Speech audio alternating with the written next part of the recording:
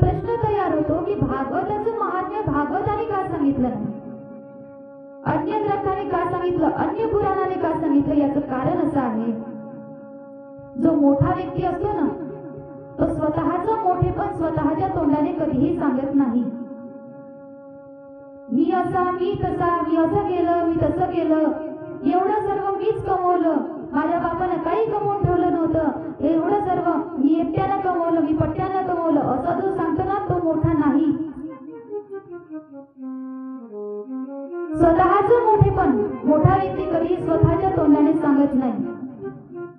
माणूस कधी मोठा समजायचा जेव्हा दुसरा सांगेल की या व्यक्तीने एवढं कमवलं, दुसरा व्यक्ती त्याचा परिचय करून देईल तर समजायचं तो व्यक्ती मोठा आहे. भागवताने स्वतःचं महात्म्य जर स्वतः सांगितलं असतं तर भागवत हे महान ठरलं नसतं. पण भागवत हे सर्वात श्रेष्ठ असा ग्रंथ आहे, सर्व वेदांताचं सार आहे, सर्व ग्रंथाचं शिरोमणी आहे. आणि म्हणून भागवताने स्वतःचं महात्म्य, स्वतःचं मोठेपण स्वतः सांगितलं नाही.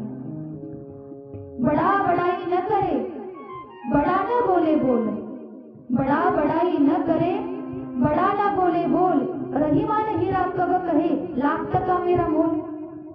जो हिरा असतो तो स्वतःचं महत्व स्वतःच्या तोंडाने सांगत नाही, तर हिऱ्याची चमकच सांगत असते, तो हिरा आहे.